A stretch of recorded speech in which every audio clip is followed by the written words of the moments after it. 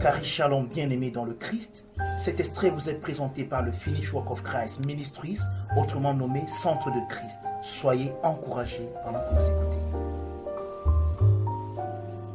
Béni Père, au nom de Jésus. Amen. Amen. Amen. Amen. Tu es béni de toute bénédiction. Amen. S'il te plaît, avant de t'asseoir, dis à ton frère, j'honore le glorieux Christ en toi. Tu es plus beau et plus belle que la dernière fois qu'on s'est vu.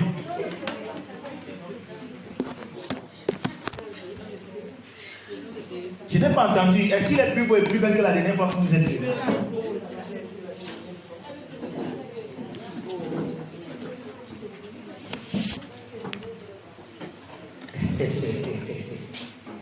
Alléluia. Je suis content de te voir ce matin. Notre Dieu est bon. Notre Dieu est merveilleux. Il est la vie en nous. Et cette vie est parfaite. Cette vie est complète. Il n'y a rien de brisé, rien ne manque. Alléluia. On a un gros morceau ce matin. Attachez vos ceintures. Ça va décoller. Donc la dernière fois on a vu les 7 sauts, c'est ça? Ok. Donc la dernière fois on a vu les 7 sauts. On a dit que les sauts c'est pas le moulonga, non? Ok. Donc c'est pas les sauts quoi, c'est pas les récipients. Le saut là-bas c'est le cachet. Dieu t'a cacheté, tu es scellé frère. Amen. Tu appartiens à Jésus. Amen. Et à lui seul. Amen. J'ai une bonne nouvelle pour quelqu'un ce matin. Tu es scellé par son esprit. Amen. Qu'importe les situations contraires qui essaient de te prouver le contraire, mais tu es plus grand que ces situations-là. Amen. Alléluia. Amen. Tu es plus grand que les situations-là. Amen. Quelqu'un me comprend? Amen. Alléluia. Amen. Ok, ce matin, nous allons voir les 7 trompettes. Parce que nous avons vu que le livre de l'Apocalypse, c'est une triade de 7 choses, n'est-ce pas? Amen.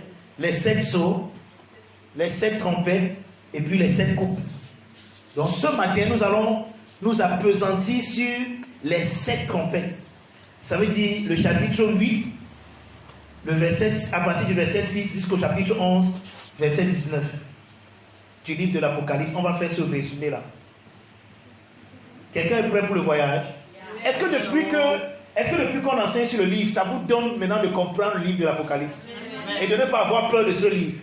De comprendre que c'est un livre merveilleux. C'est l'un des plus beaux livres même de la Bible. C'est l'un des livres avec une promesse. On dit que heureux, béni est celui qui lit ce livre. Et vous comprenez maintenant pourquoi? Parce qu'en fait, les événements de ce livre étaient sur le point de s'accomplir. Vous voyez un peu? C'est pour ça qu'on dit que celui qui lit et qui comprend est béni. Pourquoi? Parce que les événements vont arriver, lui va échapper.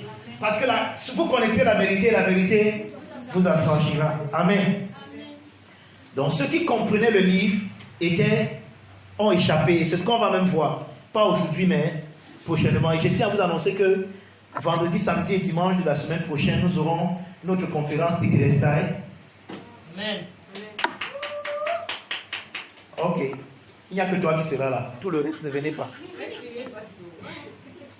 Le jour là, il veut voir seulement la grâce. Si tu viens, te chasser. Donc on aura une conférence Tekelestai sur les 7 lettres de l'église. Amen. Il n'y a que ceux qui ont crié là qui doivent venir. Amen. Ceux qui ne sont pas contents, restez chez vous le jour là. Ne vous avez pas, l'année prochaine, les conférences Tekelestai seront payantes. Donc c'est comme ça on va commencer à vous chasser. Donc, parce que c'est quand quelqu'un donne son argent, il prend ça au sérieux. Non? Voilà. Donc l'année prochaine, les conférences Tekelestai seront payantes. Comme ça on va commencer à faire la sélection et comment? Et puis tout le monde qui vient. On va commencer à dire les choses trop profondes. Voilà. À bon entendeur, salut. Ok. Donc, ce matin, nous avons le gros morceau des 7 trompettes. Ce que je voulais même faire, c'est que je voulais que quelqu'un lise le livre de l'endroit des 7 trompettes là, rapidement, couramment même. Je ne sais pas si on aura un bon lecteur ce matin, mais si tel n'est pas le cas, on va seulement y aller. Donc, ça commence au chapitre 8, verset 6. D'accord? Je vais lire. Suivez seulement la lecture. Je vais lire d'abord le chapitre 8. Et puis on va entrer dans le commentaire. Apocalypse chapitre 8, à partir du verset 6 jusqu'au verset 13. Il est dit, et les 7 anges qui avaient les 7 trompettes se préparaient à sonner. Le premier sonna la trompette et il y eut de la grêle, du feu mêlé à du sang qui fut jeté sur la terre. Et le tiers de la terre fut brûlé, et le tiers des arbres fut brûlé, et toutes les herbes vertes furent brûlées. Le second ange sonna de la trompette, et quelque chose comme une grande montagne embrasée par le feu fut jeté dans la mer, et le tiers de la mer devint du sang. Et le tiers des créatures qui étaient dans la mer et qui avaient vie mourut, et le tiers des navires périt. Le troisième ange sonna de la trompette, et il tomba du ciel une grande étoile ardente comme un flambeau, et elle tomba sur le tiers des fleuves et les sources des eaux. Le nom de cette étoile était Absinthe, et le tiers des eaux fut changé en absinthe, et beaucoup d'hommes moururent par les eaux, parce qu'elles étaient devenues amères. Le quatrième ange sonna de la trompette, et le tiers du soleil fut frappé, et le tiers de la lune, et le tiers des étoiles, afin que le tiers en fût obscurci, et que le jour perdit un tiers de sa clarté, et la nuit de même. Je regardais et j'entendis un aigle qui volait au milieu du ciel, disant d'une voix forte, malheur, malheur, malheur aux habitants de la terre. Et à cause des autres sons de la trompette, des anges qui vont sonner. Ouais, quand tu lis ça comme ça, tu as peur. Maintenant, vous connaissez le contexte, non? Le contexte, c'est quoi? La destruction de Jérusalem. Parce qu'on a dit que les 7 sceaux, n'est-ce pas? Les 7 sceaux, c'était à cause du livre qui était scellé dans le chapitre 5. Jean dit qu'il a vu un livre et personne n'était digne d'ouvrir le livre. Mais celui qui a vaincu, dont l'agneau était capable d'ouvrir le livre. Et on a vu les 7 sceaux dont le livre a été ouvert. On a vu que le sceau, ça parle de le livre, ça parlait de quoi? De la destruction de Jérusalem, n'est-ce pas? À l'an 70 de notre ère. Et c'est ça qui est connu comme la fin du monde ou bien la fin de l'âge. Amen. Amen. C'est important que vous compreniez le contexte. Maintenant, après cela, nous allons maintenant voir les 7 trompettes. Les trompettes annoncent, donc les sceaux dévoilent la nouvelle alliance, les trompettes annoncent la nouvelle alliance, et puis les coupes manifestent le jugement de l'ancien afin que le nouveau prenne total contrôle. C'est bon? Maintenant, ce que je viens de dire là, c'est l'inauguration des trompettes. Les trompettes nous rappellent la prise de la ville de Jéricho par Israël, sous le leadership de Josué. Vous lisez ça dans Josué chapitre 6, à partir du verset 2 jusqu'au verset 5. Donc, le peuple d'Israël arrivait à un niveau où il fallait qu'ils atteignent une ville qu'on appelait Jéricho. Maintenant, la ville de Jéricho était une ville qui était fortifiée. D'accord? Maintenant, qu'est-ce que le Seigneur leur a demandé de faire pour entrer à Jéricho? Il leur a dit de choisir, de sonner la trompette, de prendre les trompettes, et que 7 sacrificateurs sonnent la trompette. Ils devaient sonner la trompette, ils devaient marcher autour de la ville de Jéricho en sonnant la trompette.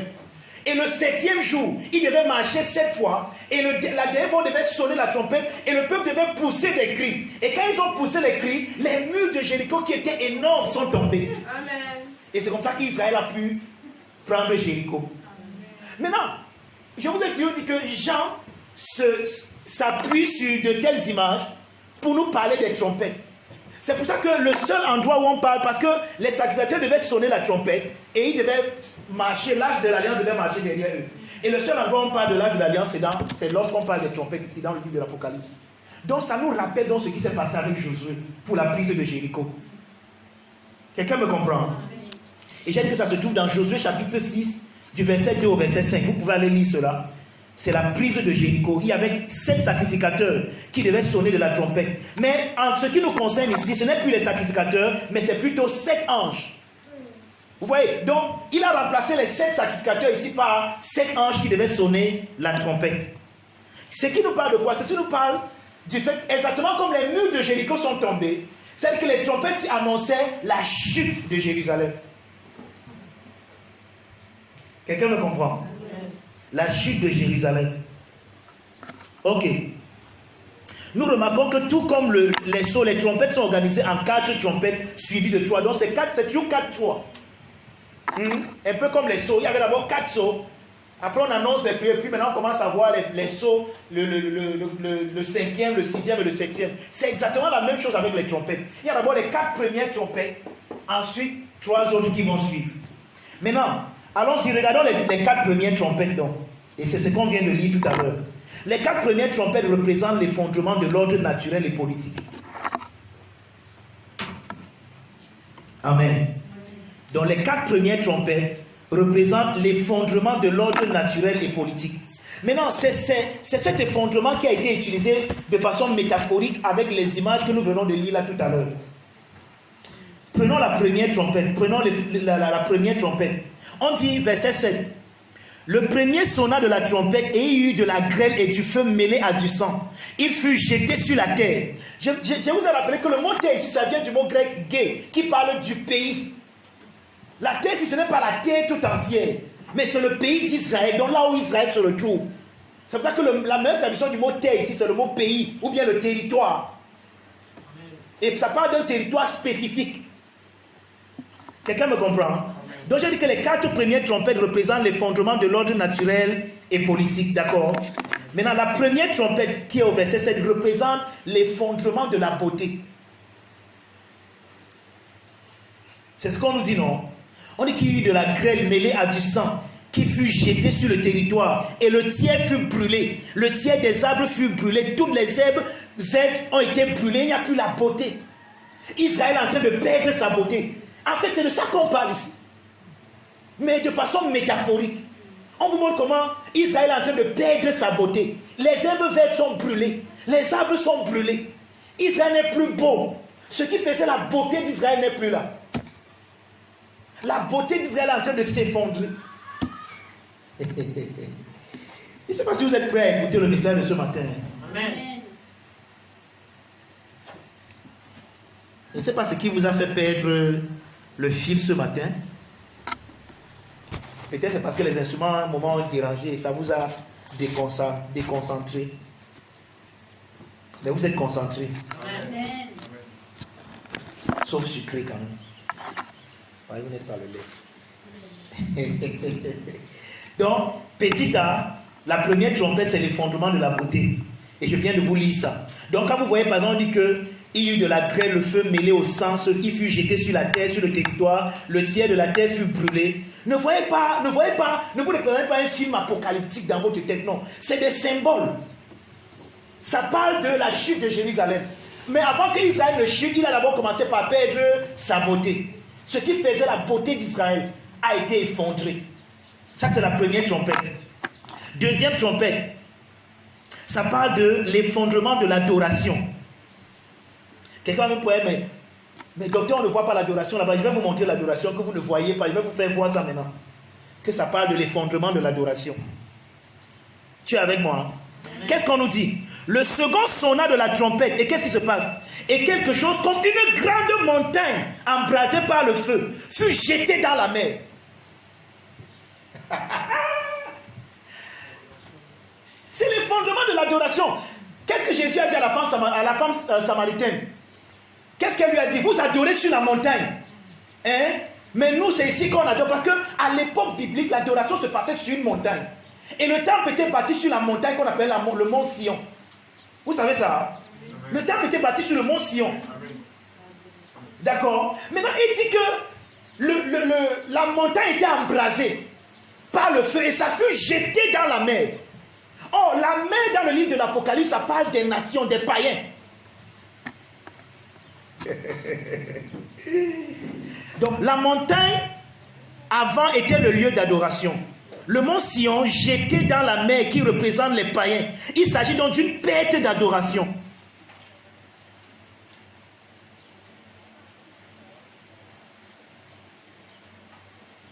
Donc, il s'agit de la chute d'Israël. D'accord? Maintenant, vous voyez, il y a un épisode dans Matthieu chapitre 21 que je veux qu'on regarde. Et qui va nous donner de comprendre ceci très bien. Matthieu 21, 18 à 22. On va beaucoup lire ce matin, mais je prie que vous suiviez. Parce que c'est en suivant que vous allez comprendre. Matthieu 21, 18 à 22. Et je vais vous dire que ce passage a souvent été très mal interprété. Le matin, en retournant à la ville, il eut faim. Voyant un figuier sur le chemin, il s'en approcha, mais il n'y trouva que des feuilles. Et il dit, que jamais fruit ne naisse de toi. Et à l'instant, le figuier sécha. Les disciples qui virent cela furent étonnés et dirent, comment ce figuier est-il devenu sec en un instant? Jésus leur répondit, je vous le dis en vérité, si vous aviez de la foi et que vous ne doutiez point, non seulement vous feriez ce qui a été fait à ce figuier, mais vous diriez à cette montagne, ôte-toi de là et va te jeter dans la mer, et cela se fera. Tout ce que vous demanderez avec foi par la prière, vous le recevrez. Vous savez comment nous avons transformé ce passage? En un passage pour combattre les montagnes. Toute montagne dans ma vie, au nom de Jésus, je te déracine, je te jette dans la mer. Quelle mer? C'est quoi la mer? Qu'est-ce que Jésus est en train de dire ici? Jésus s'en va faire sa dernière visite à Jérusalem. Et n'oubliez pas, vous savez ce que représente le figuier dans la Bible. Lorsque l'homme a péché, il s'est fait des feuilles de figue pour cacher sa nudité. Donc le figuier représente l'apparence avec laquelle l'homme essaie de se présenter devant Dieu. Juste. Jésus voit dans le figuier, tout ce que le figuier peut faire, c'est avoir les apparences. Le figuier montre comme s'il y a des feuilles, mais il n'y a pas de fruits. Et c'est ça la religion. Ils ont l'apparence de la piété, mais ils renient ce qui en fait la force. Quand tu vois à l'extérieur, il paraît très juste, mais à l'intérieur, il est vide. Il n'y a pas le fruit. Oh, Jésus est venu pour voir si depuis Adam jusqu'à lui maintenant, si le figuier a pu porter le fruit, si la religion a pu aider un homme un jour dans sa vie. Et Jésus se rend compte qu'il n'y a jamais eu de fruit depuis Adam jusqu'à Jésus. Le figuier n'a pas produit. C'est pour ça que Jésus maudit dans le figuier. Il dit que désormais, on ne mangera plus de ton fruit. Oh, est-ce qu'il avait même d'abord le fruit? Non. En d'autres mots, l'illusion que tu donnes aux gens là, je suis venu anéantir ça. Parce que je suis venu avec le vrai. C'est pour ça que Jésus dit donc que non seulement, écoutez ce qu'il a dit à ses disciples, que non seulement vous avez fait ce qui a été fait au figuier, en d'autres mots, nous sommes ceux qui maudissent le figuier. La religion, nous la maudissons, et c'est ce que nous faisons tous les jours, sans aucune trace de la religion. Amen. Nous montrons que la religion ne peut produire aucun fruit dans la vie de personne. Amen. Maintenant, non seulement cela, Jésus a dit à ses disciples, et il n'y a que eux qui pouvaient regarder, la prière si, il n'y a que les disciples ici qui pouvaient le faire, vous ne pouvez pas la faire aujourd'hui. Vous savez pourquoi? Parce que la montagne là, elle est dans la mer. Amen. Ça parlait de quoi? La chute de Jérusalem. Donc si vous priez que la montagne soit ôtée, c'est quelle montagne? Vous allez vu ça où? Puisque la montagne sur laquelle nous sommes maintenant, c'est la nouvelle Jérusalem. Elle n'a pas besoin d'être ôtée. Elle est inébranlable. Mais la montagne ici pouvait être ôtée.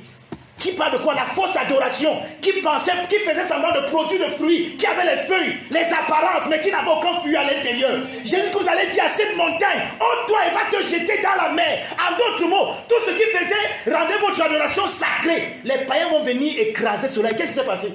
On a écrasé Jérusalem. On a détruit le temple. Amen. Oui, comment vous avez pris un test? Vous avez enlevé ça de son contexte et vous en avez fait un prétexte.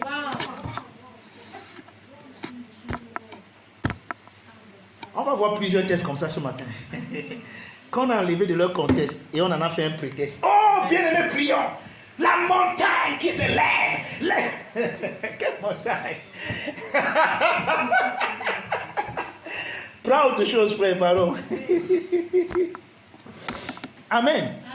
Quelqu'un me comprend? Amen. Donc ça parlait de la chute. C'est pour ça qu'il dit que vous direz à cette montagne. Quelle montagne? Oh, Jésus était devant un figuier, il appelle le figuier la montagne. Attends, vous ne voyez pas? Jésus était devant un figuier, il a dit vous direz à cette montagne. Quelle montagne? La religion. La fausse adoration. Les apparences, mais qui n'ont pas la vraie chose. Vous direz à cette fausse adoration, ôte-toi de là, il va te jeter dans la mer. En d'autres mots, vous allez être les destructeurs de la fausse religion, de la fausse adoration. Et vous allez venir avec la vraie adoration. Amen. C'est ce que le passage veut dire. Vous avez entendu un jour, on vous a prêché ça comme ça?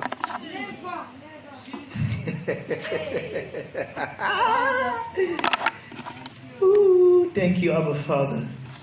Père, nous te bénissons pour la révélation. Amen. Nous te disons merci. Nous te sommes infiniment reconnaissants. Donc, Jésus instruisait ses disciples à prier pour la destruction d'Israël. C'est ce que ça veut dire. Il y a un passage que les gens ont souvent pris. Parce que ça rejoint un peu le passage dans son contexte. Quand le Fils de l'homme viendra, trouvera-t-il la foi sur la terre? Le mot terre là-bas, je vous le dis bien, ce n'est pas la terre, c'est dans le pays, dans le territoire. Et ça rejoint ceci. Donc, quand vous lisez à partir de Matthieu chapitre 20 jusqu'à Matthieu chapitre 25, toutes les paraboles là, ça concerne la destruction de Jérusalem. La plupart des paraboles que Jésus donne là-bas concernent la destruction de Jérusalem. Quelqu'un me comprend? Donc, frère, arrêtez de prier et de commander que les montagnes soient ôtées. La montagne a été ôtée depuis. En l'an 70, la montagne a été ôtée. Et ça a été jeté dans la mer. Et c'est ce que la trompette s'y monte. Donc, lorsque dans la trompette, on dit, retournons là-bas, on était.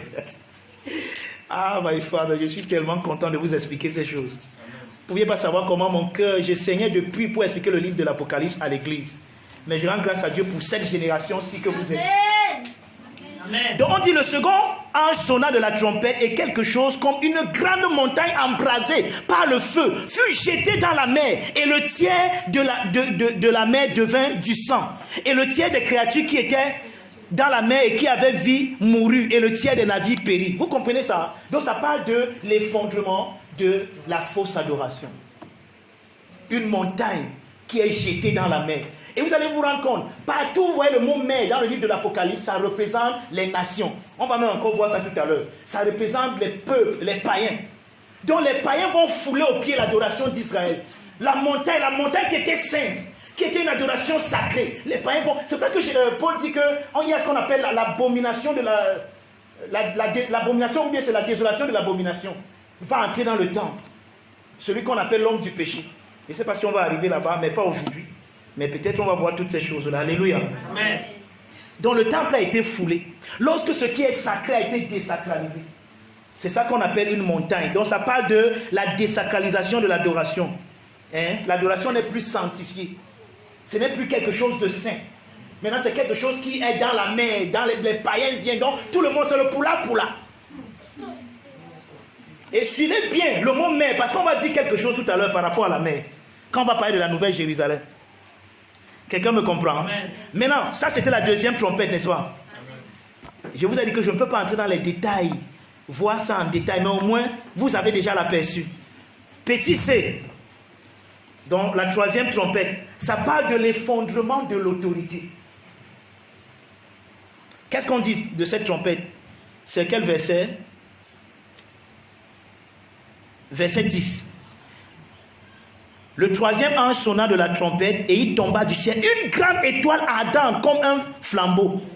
Elle tomba sur le tiers des fleuves et sur les sources des eaux. Et le nom de cette étoile est absinthe. Le tiers des eaux fut changé en absinthe. Vous voyez, chaque fois que vous voyez une étoile tomber, ne voyez, vous qui pensez, est-ce que vous savez que ceux qui pensent que le livre de l'Apocalypse est littéral, si c'était littéral, c'est que le livre a fini ici. Parce qu'une étoile qui tombe sur la terre, c'est bon. Une étoile qui touche la terre, c'est bon. Il n'y a plus rien d'autre, c'est fini.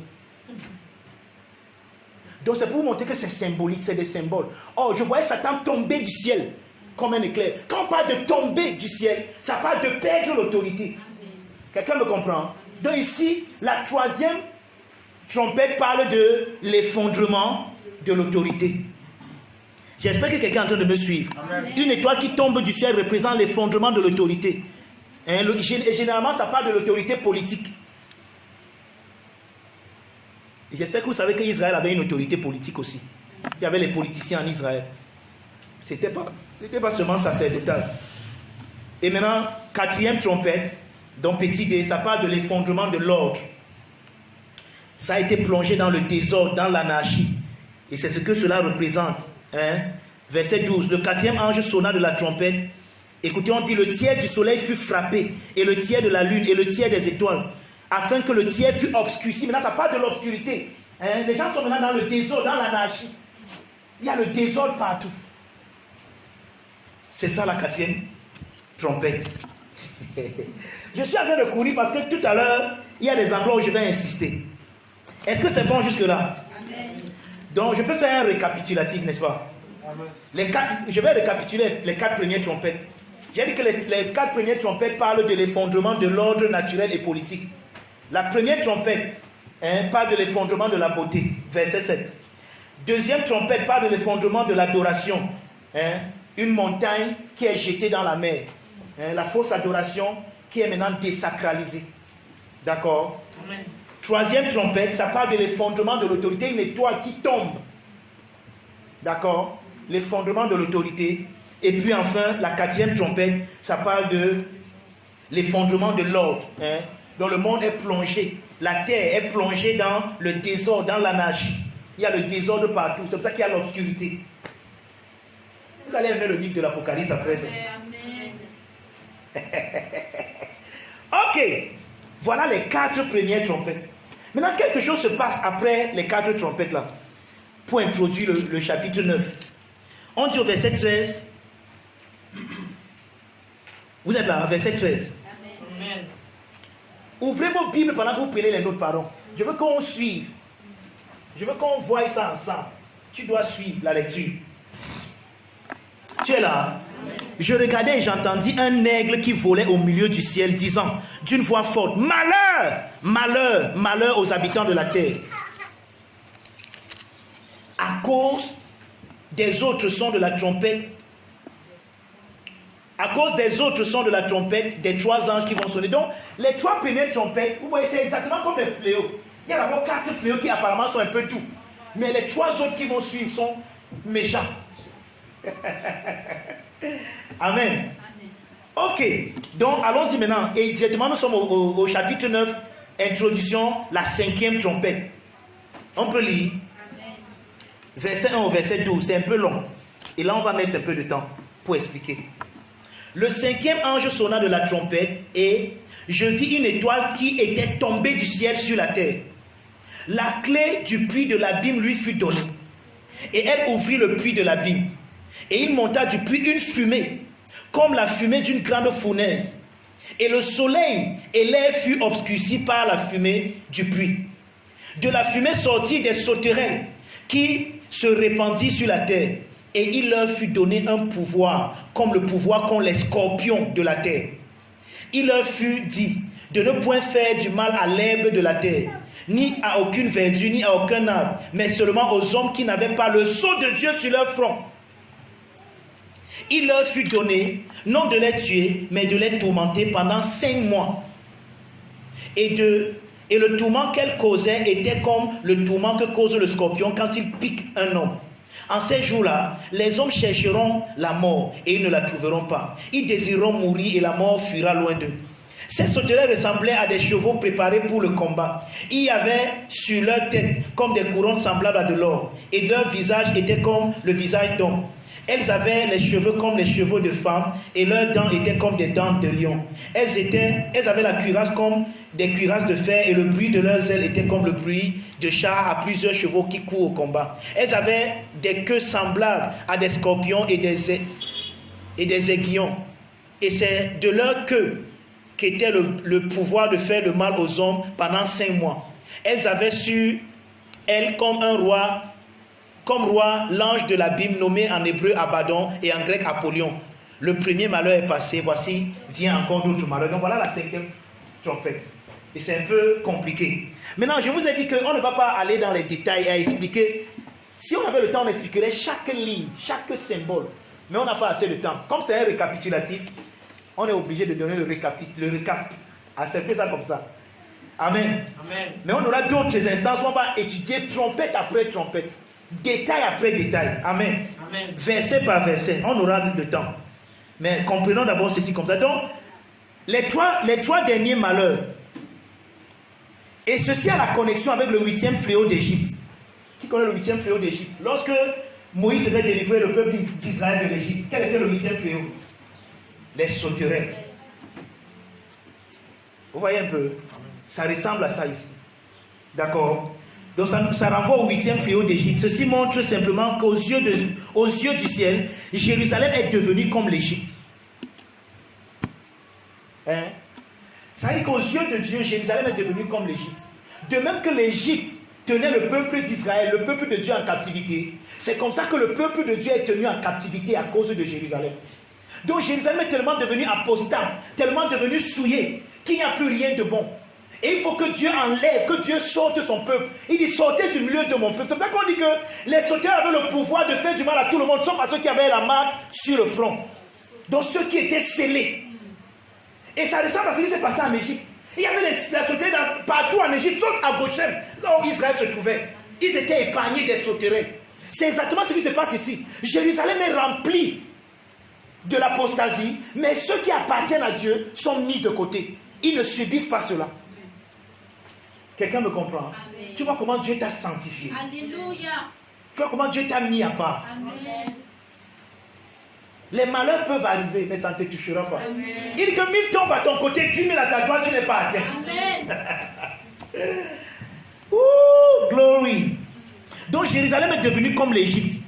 Et les chrétiens devaient être prêts à avoir un autre exode, à quitter, à sortir de Jérusalem.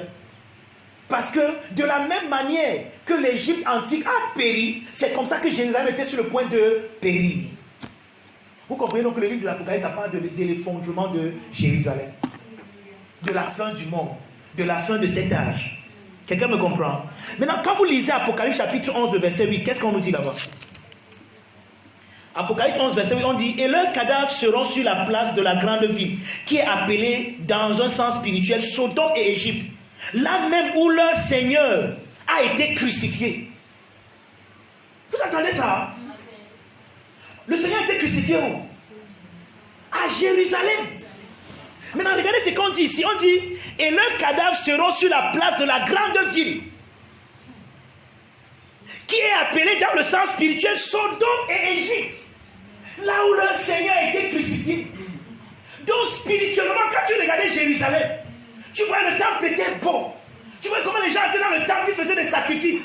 Mais spirituellement, c'était Sodome et l'Égypte. Il n'y avait plus rien là-bas dedans. Sauf le folklore, le yenge, le poula-poula. Il n'y avait plus rien dedans. Donc Dieu regardait Jérusalem comme Sodome et l'Égypte.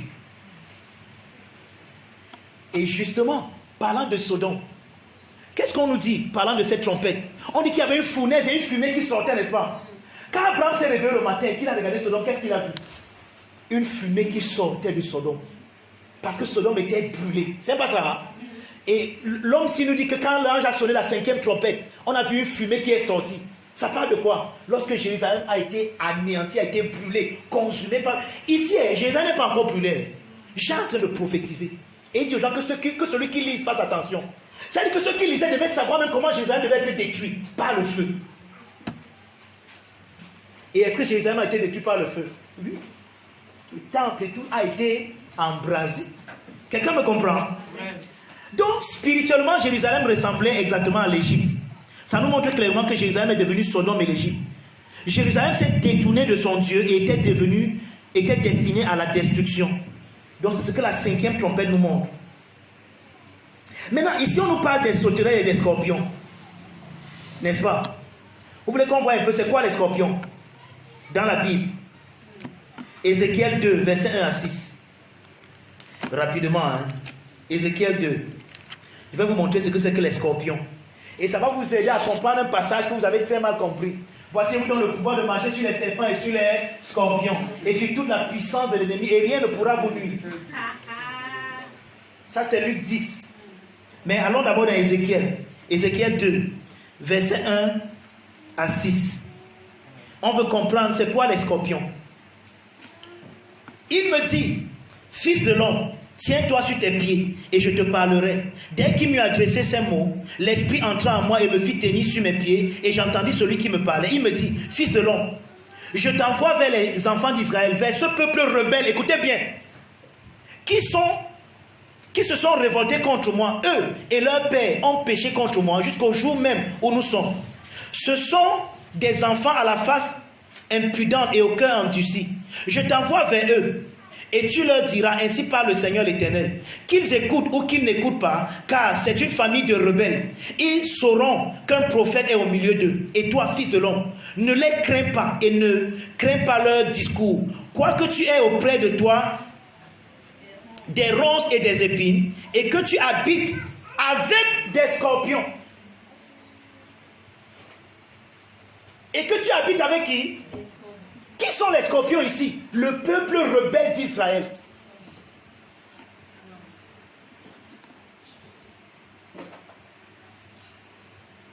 Quelqu'un me comprend?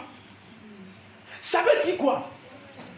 Les scorpions ici dans la 5e trompette parlent du fait que Dieu va susciter au milieu d'Israël même des révoltes qui vont détruire Israël. Et c'est ce qui s'est passé, n'est-ce pas? Vous entendez parler de guerre, de pluie de guerre. Une nation se lèvera contre une nation, un peuple contre un peuple. Vous pensez que là-bas il parlait d'un peuple ailleurs? Non. On a vu ici, pour ceux qui viennent sur le mercredi, les zélotes se sont levés contre les zélotes étaient parfois contre les pharisiens, contre les sadducéens, il y avait les castes, les sectanistes qui se levaient les unes contre les autres et qui ont commencé à se combattre. Quelqu'un me comprend? Ouais, pourquoi ce matin vous m'avez l'air trop ne pas être ici comme ça? En tout cas, moi je continue seulement. Je sais qu'il y a quelqu'un qui me comprend. Même s'il ne signale pas, même s'il ne fait pas comme s'il me comprend, il me comprend quand même. Amen. Donc, je voulais d'abord vous montrer c'est quoi les scorpions. Les scorpions, c'est le peuple rebelle. D'accord? Maintenant, si nous comprenons que le peuple rebelle, c'est les scorpions, comment nous comprenons dans Luc 10, verset 19? Je vous donne le pouvoir. Qu'est-ce qui s'est passé dans Luc 10, verset 19? Jésus a envoyé 70 apôtres aller prêcher l'évangile. Et les gars reviennent avec un rapport. Oh Seigneur, nous sommes contents. Même les démons nous sont soumis à ton nom. Frère, c'est ce qu'ils sont en train de dire en d'autres mots. Même les mentalités rebelles nous sont soumis à ton nom. C'est ça les démons qui nous sont soumis à ton nom. Donc n'allez pas voir comment ils partaient faire les... Ne parlez pas qu'ils c'était des exorcistes. Sors, tu t'appelles comment? Je suis sa grand-mère, je suis son grand-père. C'est parce que les gars là partaient faire. Ils sont allés prêcher l'évangile et les mentalités étaient converties. C'est ça qu'ils disent que les démons leur étaient soumis à ton nom. Maintenant Jésus leur dit que je voyais Satan tomber du ciel comme un éclair. Mais ne vous réjouissez pas parce que les démons vous sont soumis, mais soyez contents parce que vos noms sont écrits dans le livre de la vie. Voici, je vous donne le pouvoir de marcher sur les serpents et sur les scorpions. Et sur toute la puissance de l'ennemi, et rien ne pourra vous nuire. Qu'est-ce que Jésus est en train de dire donc? Maintenant il vous a dit ce que c'est que les scorpions. Et vous connaissez ce que c'est le serpent, non? Le nakash. C'est la fausse doctrine, le faux enseignement. Oh, le faux enseignement rend quoi? Produit quoi? Des scorpions, des gens rebelles. Donc je vous donne le pouvoir de marcher sur la fausse doctrine et c'est ce que ça a produit dans la vie des gens. Amen.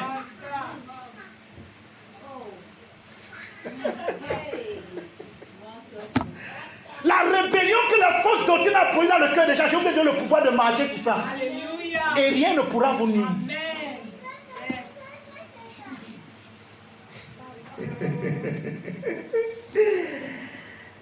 Donc quand Jésus parle de marcher sur les serpents, le fait de tordre la pensée et l'opinion de Dieu dans l'enseignement, c'est ça le serpent. Et les scorpions, c'est la rébellion que produit cet enseignement tordu. Hein? Maintenant, qu'est-ce que Jésus dit concernant cette génération méchante? Allons dans Matthieu chapitre 12. Voici un autre passage qui a été très mal compris. Matthieu chapitre 12, versets 43 à 45. Voici un autre passage qu'on a toujours pris, on pensait que c'est la délivrance. Matthieu 12, 43 à 45. Tu es là, tu dis Amen, je vais lire. I am glad I belong to Jesus. I belong to Jesus. I belong to my Lord. I am glad I belong to Jesus. I belong to Jesus. I belong to my Lord. Lorsque l'esprit impur est sorti d'un homme, il va dans les lieux arides cherchant du repos et il n'en trouve point. Alors, il dit, je retournerai dans ma maison d'où je suis sorti. Et quand il arrive, il la trouve balayée, vide, balayée et ornée. Il s'en va et prend avec lui 7 autres esprits plus méchants que lui. Ils entrent dans la maison, s'y établissent et la dernière condition de cet homme est pire que la première. Voyez, voilà là où nous on s'arrête quand on lit ce passage. On s'arrête là, on met un point. Pourtant ça continue. Il y a la dernière partie qui est même plus importante que tout ce qu'il vient de dire. Qu'est-ce qu'il dit? Lisons la dernière partie ensemble. Il en sera de même pour cette génération méchante. Qu'est-ce que Jésus est en train de dire? Jésus dit qu'il est venu et il a purifié Israël. Il a chassé les démons. Il a chassé les esprits. Le mot esprit, c'est le mot nouma, les mauvaises mentalités. Il a chassé les esprits impurs. Mais il dit que quand il va partir, les gens ne vont pas rester dans l'état dans lequel il les a laissés. Ils vont devenir même encore pire. Et il dit que la condition dans laquelle ils vont se retrouver donc sera pire que la première condition. C'est pour ça qu'il dit qu'il sera demain pour cette génération-ci. Laquelle? Celle qui l'écoutait. Parce que c'est elle qu'on appelle la génération méchante. Le mot méchant, ça vient du mot grec poneros. Et on a déjà beaucoup expliqué le mot poneros ici. Hein? C'est ceux qui sont fatigués par le labeur. Donc les gars ont rejeté parce qu'on dit que la loi est venue par Moïse, mais la grâce et la vérité sont venues par Jésus. Jésus a apporté la grâce et la vérité. Après ils ont dit que non, on ne veut pas la grâce, nous on veut rester dans la loi. Et leur condition est devenue encore pire. Amen. Au point où il fallait seulement les balayer. Ouais, mais nous on a pris ça, on a commencé à parler de la délivrance. Oh, un esprit impur sort du corps. Sors de ce corps. Je ne sors pas, je ne sors pas.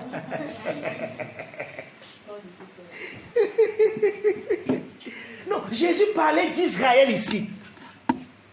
Il disait que je suis venu faire une œuvre extraordinaire au milieu de vous. Je viens enlever les mauvais esprits. Les mauvais esprits, ça parle des mauvaises mentalités, le mot nouma. Une mauvaise perception que vous aviez. Je suis venu vous enseigner la vérité. Mais quand je vais partir, votre condition sera pire. Parce que les mentalités là vont revenir et vont revenir en force. Grave seulement. La chimamelue.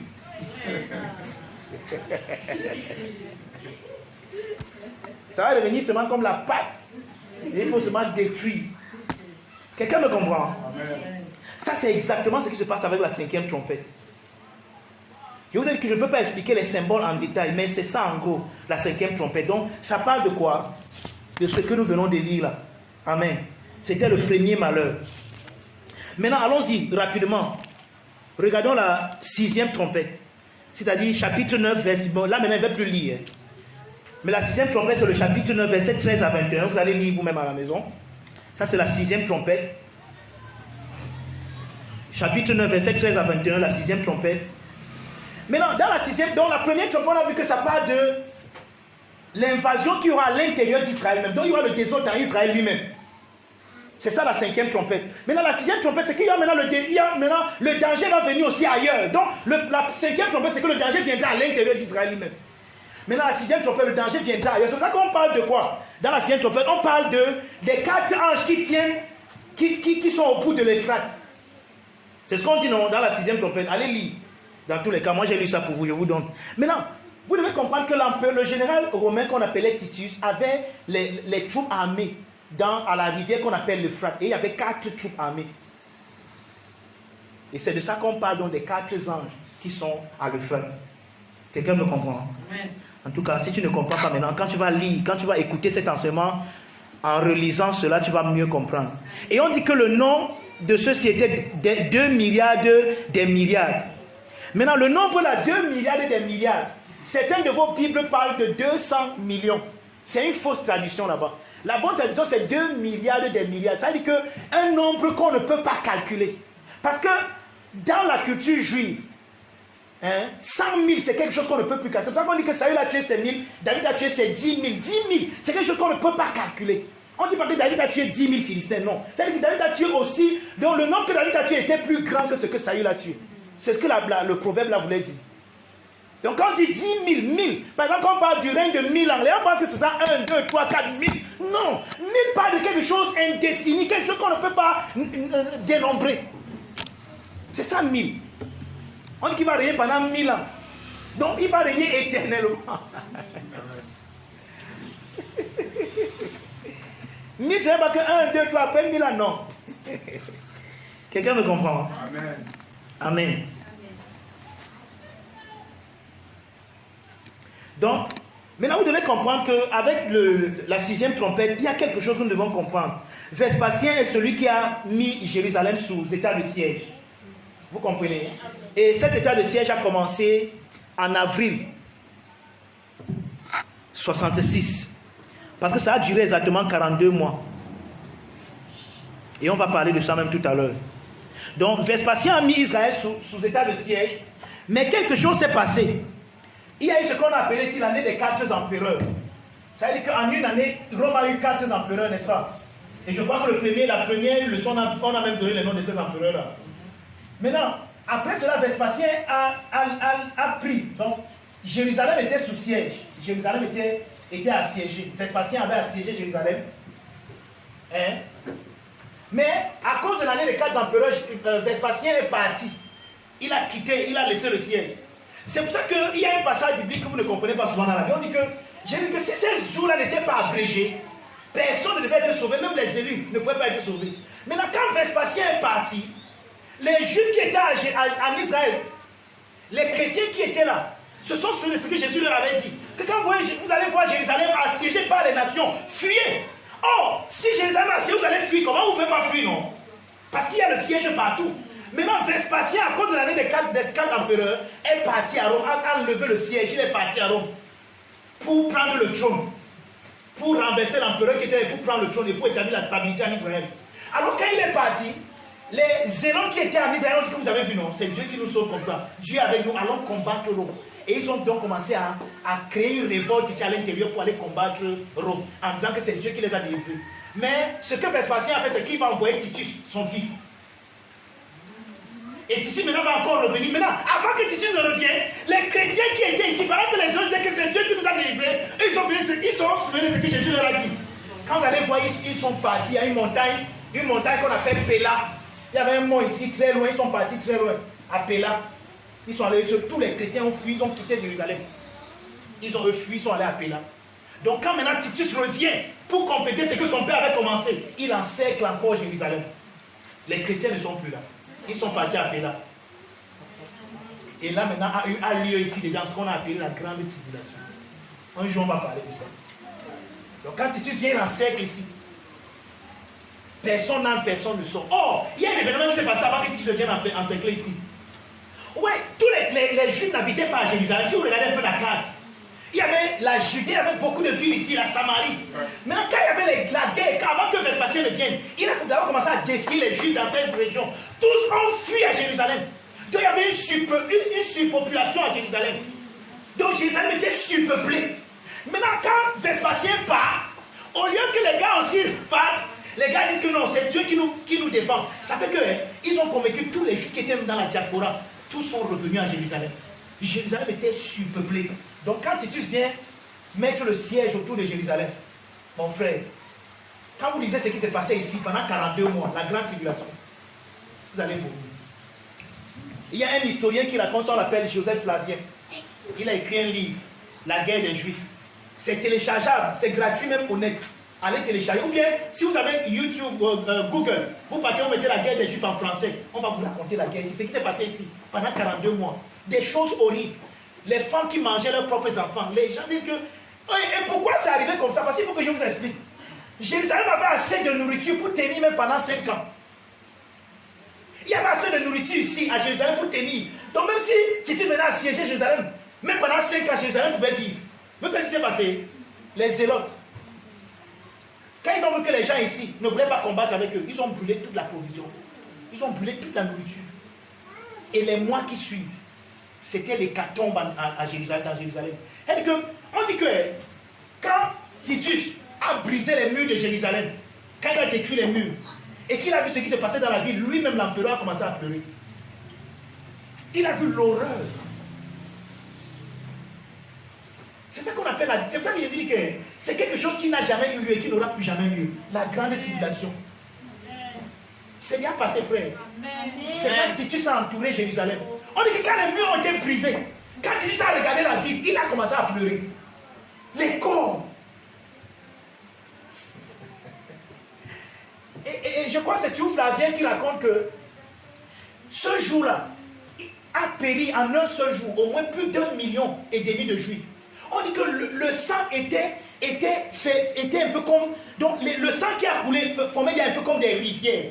De sorte que quand le soleil, comme il faisait chaud, quand le soleil a frappé, on voyait seulement la vapeur rouge monter. C'était le sang qui était en train de se vaporiser.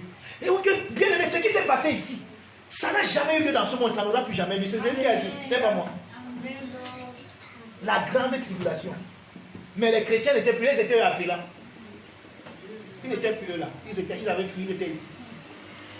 Vous comprenez pourquoi Jean a dit que heureux ceux qui croient, ceux qui lisent et qui croient, non? Parce que les chrétiens ont visé que Jésus nous avait dit, quand vous allez voir Israël, Jérusalem entouré par les soldats romains, fuyez. Oh, s'ils sont entourés, vous allez fuir comment? Vous ne pouvez pas fuir. Ils ont eu le temps de fuir parce que le temps était abrégé. Qu'est-ce qui s'est passé? Vespasien est parti à Rome. Il est parti. Maintenant, regardez, il faut que vous raconte encore quelque chose par rapport à la 6e trompette. Quand Vespasien est parti, il est parti avec les meilleurs soldats. Quand Titus revient, les soldats avec lesquels Titus revient sont les soldats qui ne sont pas bien entraînés. Et comme ils ne sont pas nombreux, et que tu sais que les gens s'ils sont rebelles, Titus va demander l'aide des mercenaires. Maintenant, voici ce que Titus veut faire. Peut-être vous ne le savez pas, Jérusalem était l'une des merveilles, l'une des 7 merveilles du monde. Surtout le temple. Donc Titus veut préserver le temple. Titus ne veut pas détruire le temple, il veut préserver le temple. Vous me comprenez? Mais quand il arrive là-bas, comme les soldats avec lesquels il vient ne sont pas les soldats expérimentés, c'est les mercenaires. Or, eux, les mercenaires travaillent pourquoi? Pour leur argent. Or, vous savez que le temple était construit en or, n'est-ce pas? Et c'est là où une des prophéties de Jésus va aussi s'accomplir. Quand les gars arrivent, les gars détruisent le temple. Or, Titus voulait qu'on préserve le temple. Les gars détruisent le temple à cause de quoi? Parce qu'ils ont vu, quand ils ont mis le feu, l'eau a commencé à se fondre entre les pierres, l'eau se fondait. Or, Jésus a dit qu'il n'y aura pas pierre sur pierre, donc il n'y aura aucune pierre sur une autre pierre. Je vous dis, le mur qu'on voit, on vous dit que c'est le mur du temple, c'est un mensonge. Ce n'est pas le mur du temple. Sinon, c'est que Jésus a menti. Jésus a dit qu'il n'y aura pas pierre sur pierre. Donc, aucune pierre ne va rester sur nous. Donc, aucun papin. Bon, nous, on ne travaille pas avec les papins. On ne travaille pas avec les pierres. Prenons les papins. Comment ça s'est passé? Quand le feu a brûlé le temple, l'or avec lequel les pieds étaient réunis a commencé à couler à travers les pieds. Comme c'était les mercenaires, qu'est-ce qu'ils ont fait? Les gars ont commencé à casser les pieds pour extraire l'or. Et la prophétie de Jésus s'est accomplie. Il n'y aura pas pierre sur pierre. Les gars ont cassé toutes les pierres. Il fallait qu'ils extraient tout l'or. Donc, bien aimé, ça s'est accompli au millimètre carré. Au millimètre près, vraiment. Quelqu'un me comprend? Amen. Tout est accompli. C'est déjà fait. Amen. Donc, quand nous disons tétélessa, on n'est pas en train de mentir. C'est la vérité. C'est la vérité, bien aimé. Quelqu'un me comprend? Donc, ça, c'est. On vient là de résumer la 6e trompette. C'est bon? Maintenant, entre la 6e et la 7e trompette, il y a ce qu'on appelle un interlude. Donc, le chapitre 10, jusqu'au chapitre 11, verset 14, ce n'est pas une trompette qu'on nous montre là-bas, c'est un interlude. D'accord? Et dans cet interlude, on nous parle de 2 choses fondamentales. Chapitre 10, jusqu'au chapitre 11, verset 14. Avant maintenant d'entrer dans la 7e trompette, il y a un interlude. Quelqu'un me comprend? Et dans cet interlude, qu'est-ce qu'on nous dit? On nous parle maintenant, chapitre 10, le premier interlude, donc grand A, la mission du peuple de Dieu. On trouve ça dans le chapitre 10, verset 1 au verset 11. Apocalypse 10, verset 1 à 11. La mission du peuple de Dieu. Ça, c'est le grand A. J'espère que tu es en train de bien prendre les notes. Et que tu pourras reconstituer tes notes après. La mission du peuple de Dieu. Apocalypse chapitre 10, verset 1 à 11. Vous voulez qu'on lise ça? Ou bien vous allez vous-même lire à la maison? Je lis ou bien on va lire vous allez lire à la maison. Je vis un autre ange puissant qui descendait du ciel, enveloppé d'une nuée. Au-dessus de sa tête était l'arc-en-ciel et son visage était comme le soleil et ses pieds comme la colonne de feu. Il tenait dans sa main un petit livre ouvert. Vous voyez maintenant, l'image change. Au chapitre 5, le même ange, en fait, Jean voit le même livre, mais le livre a été scellé. Au chapitre 5, le livre, s'il n'était pas ouvert, il était scellé. Mais maintenant, les sceaux sont partis, parce que les 7 ont été enlevés. Maintenant, il voit le livre ouvert. C'est le même livre. Il n'y a pas 2 livres. Il n'y a pas 2 livres au ciel. Parce qu'il n'y a pas 2 évangélions. Il y a un seul évangélion. Il y a une seule bonne nouvelle. Il y a un seul parchemin. Il voit le même livre, mais cette fois-ci, le livre est ouvert. Maintenant, on dit, il tenait dans sa main droite un petit livre ouvert. Il posa son pied droit sur la mer et son pied gauche sur la terre. Oh, il cria d'une voix forte, comme un lion qui ruge, comme comme rugit un lion. Quand il cria, les 7 tonnerres firent entendre leur voix. Et quand les 7 tonnerres eurent fait entendre leur voix, j'allais écrire. Et j'entendis du ciel une voix qui disait, celle, ce qu'ont dit les 7 tonnerres, ne l'écris pas. Oh, le livre d'Apocalypse. Quel merveilleux livre. Merci Seigneur. Amen. Maintenant, regarde, vous allez lire le reste à la maison. Hein? Je vais expliquer d'abord les symboles. Donc, je vous dis que le livre ouvert, c'est l'évangile, d'accord? Et ça parle de la mission d'Elguy. Après, il va lui dire de manger le livre là. Hein? Il va lui dire de prendre le livre et de le manger. Ça ressemble à quelque chose à Ézéchiel. Ça vous rappelle quelque chose? Il a dit à Ézéchiel, prends le livre et mange. Oh, je vous ai dit que Ézéchiel et l'Apocalypse sont presque 2 livres qui parlent presque de la même chose. Ézéchiel prophétisait la destruction de Jérusalem, la première destruction de Jérusalem, dans les années 500 avant Jésus-Christ. Et Apocalypse prophétise la destruction de Jérusalem à la fin du monde, à la fin de l'âge. Amen. Amen. Donc, ici, ça parle de la mission du peuple de Dieu. Cette mission est connectée à un livre que Jean doit avaler. Un message qu'il doit assimiler. Parce que ce que tu manges, dans le langage prophétique biblique, et non dans le langage prophétique pentecôtiste. Ouais, dans le langage prophétique pentecôtiste, tout ce que tu manges, c'est la sorcellerie. Il y a des gens qui parlent de voir les pasteurs, ils veulent qu'on prie parce qu'ils ont mangé la nuit. Mais si tu manges la nuit, où est le problème? Et c'est mauvais si tu manges la nuit. Pierre avait une vision et Dieu lui a dit que tu es mange. Il était en rêve, en transe. Et Dieu lui a dit tu es mange. Ouais, dans la vision prophétique pentecôtiste, tout ce que tu manges là-dedans, quand tu dors, dès que tu manges, au nom de Jésus, feu, Seigneur, le feu. C'est-à-dire que tout ce que tu manges est nécessairement mauvais, c'est mystique. Non. C'est quoi manger? Manger, quand tu manges la nourriture, qu'est-ce qui se passe? Elle devient, toi, elle entre dans ton métabolisme, non? Les déchets s'en vont dans les lieux secrets et ce qui reste te fortifie. C'est-à-dire que vous êtes fort comme ça, c'est pas parce que vous avez maillé depuis avant-hier. Mais d'autres sont forts, ils ont maillé ce matin. Donc c'est la nourriture là qui vous fortifie. Ça s'assimile à vous, ça entre en vous, ça devient un avec vous. Donc Dieu dit à Jean, mange le rouleau, s'il mange, assimile le message, c'est que ça devient toi. Ça veut dire que la mission du peuple de Dieu, c'est de devenir le message que nous prêchons. Amen. D'assimiler ça à nous-mêmes. De devenir un avec le message. Quelqu'un me comprend? Amen. Ce livre est unique. Il représente l'évangile, qui est un message unique, sans nul autre pareil. Maintenant, regardons un peu à certains indices concernant cet épisode-ci, la mission du peuple de Dieu. On nous dit que celui qui avait l'évangile avait son pied droit sur la mer. Ouais, pourquoi vous me regardez comme c'était écrit sur mon front? C'est écrit dans vos Bibles. Ah, Titon, vous aussi. Bien, ben oui, je ne sais pas. Vous me regardez comme si c'est sur mon front, c'est dans vos Bibles. On dit qu'il avait son pied droit sur la mer. Oh, on a dit que la mer représente quoi? Les païens. Hein? Le monde des païens. Maintenant, regardez. Vous allez penser que nous, on invente ces choses. On n'invente pas ça. Psaume 65, versets 7 à 8. Je veux que vous voyez vous-même ça. Donc, là, on prend les interprétations, les similitudes. Psaume 65, versets 7 à 8. Moi, je suis là, il va seulement lire. Il a fermé les montagnes par sa force. Et il est saint de puissance. Il apaise le mugissement des mers, le mugissement des flots, le tumulte des peuples. Donc, la mer, c'est le peuple. La mer représente. Donc, quand la mer est tumultueuse, on dit que c'est le tumulte des peuples. Donc, la mer représente dans la Bible les peuples. Donc, on dit qu'il avait son pied droit sur la mer. Celui qui avait le livre en main avait le pied droit sur les peuples, sur les païens, sur tous les autres peuples en dehors d'Israël. Ça nous donne déjà de comprendre l'évangile qu'il porte. Quelqu'un me comprend? Amen. Maintenant, regardez, lisons Apocalypse 17, verset 5. C'est là-bas même que nous avons la vraie interprétation du fait que la mer représente les peuples. Apocalypse 17, verset 5, on dit, quelqu'un est là, je peux lire.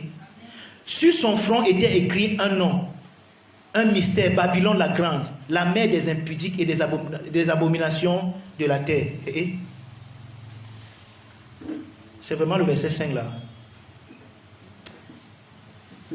C'est comme si là j'ai confondu la référence. En tout cas, je vais chercher ça après. Mais il y a un passage où on dit clairement que la mer représente vraiment les peuples. Je vais chercher ça après pour qu'on évolue. Amen. Amen. Maintenant, quelque chose de spécial est dit concernant le nouveau ciel et la nouvelle terre dans Apocalypse 21, verset 1. Oh, je vous ai dit que la mer représente quoi? Les peuples. Ça veut dire que l'évangile concerne les peuples. Le livre qu'il a en main, qui est l'évangile, qui est le livre unique, ça concerne aussi les peuples. Parce qu'on m'a dit tout à l'heure que le pied droit, le pied gauche était sur la terre, sur le territoire, sur Israël. Et le pied droit était sur la mer, les peuples. Donc l'évangile concerne en même temps Israël et tous les autres peuples. Maintenant, avant, donc, la mer représente quoi? Les peuples. N'est-ce pas? Or, il y a quelque chose qui nous est dit concernant la mer dans Apocalypse chapitre 21, le verset 1. Quelqu'un peut nous lire ça? C'est moi qui lis, vous allez penser que je suis en train de créer ça. Qu'est-ce qu'on nous dit dans Apocalypse 21, verset 1? Puis je vis un nouveau ciel et une nouvelle terre. Pourquoi? Parce que l'ancien ciel, l'ancienne terre avait disparu. En d'autres mots, l'ancien temple était détruit. Maintenant, il y a un nouveau temple. C'est ça le nouveau ciel, la nouvelle terre, un nouveau temple. Par le ciel et la terre représente l'endroit où on adore Dieu. Donc une nouvelle adoration. Maintenant, voici quelque chose de spécifique dans cette adoration. Car le premier ciel, la première terre avait disparu. Écoutez, la mer, il n'y avait plus la mer. Dans le nouveau ciel, la nouvelle terre, il n'y avait plus la mer. En d'autres mots, il n'y avait pas les païens. Pourquoi? Ils étaient tous un en Christ. L'inimitié était ôtée. Il n'y a plus la mer. Dans le nouveau ciel, la nouvelle terre, il n'y a plus de distinction. Les distinctions sont parties.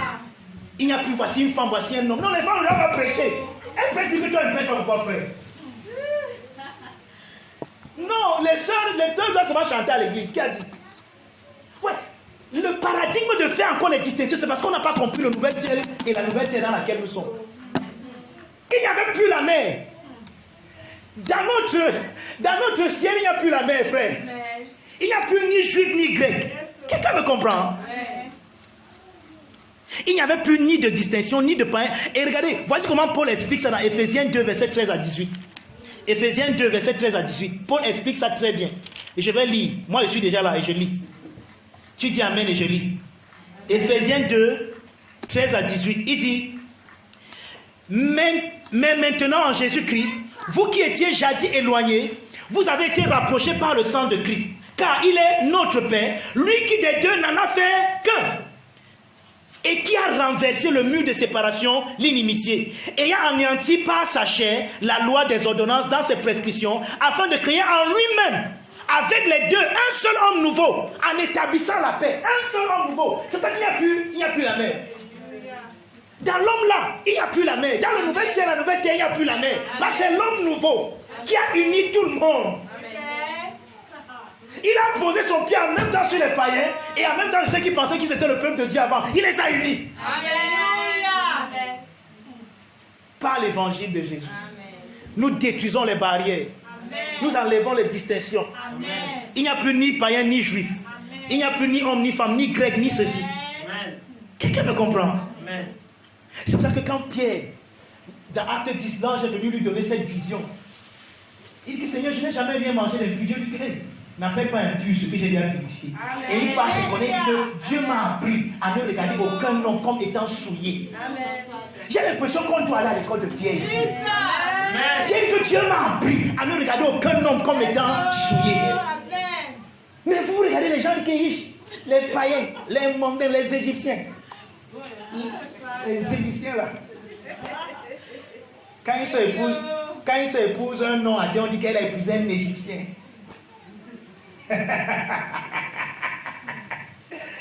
Cet évangile des distinctions, c'est l'évangile qui considère encore la mer. Il n'y a plus la mer ici. Il y a quelqu'un, il n'y a plus la mer. Il n'y a plus de païen, il n'y a plus de distinction. C'est parti, frère. Quelqu'un me comprend? L'évangile élimine les distinctions. Puisque ça ne dépend pas de toi, ça dépend de ce que lui il a fait et non de ce que tu fais. Maintenant, on nous dit que le pied gauche était sur la terre. Et la terre ici se tient pour Israël. D'accord? Alors le livre qu'il tient ouvert en main est pour tous, sans exclusion. Ça, c'est les deux premières images qu'on remarque ici. Le pied droit sur la mer et le pied gauche sur la terre. La terre représente Israël. C'est pour ça que, regardez, suivez bien ça. Parce que dans Apocalypse 13, il y a 2 bêtes qui vont sortir. Une bête qui va sortir de la mer et une bête qui va venir de la terre. Et ça représente la même chose. La bête de la mer, ça parle de quoi? De Rome. Donc l'autorité des païens. Et la bête de la mer, ça parle de quoi? Le clergé d'Israël. Et on va dire que la bête, la femme, la prostituée était sur la bête.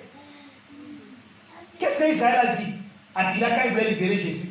Si tu libères Jésus, tu n'es pas l'ami de César. Hein?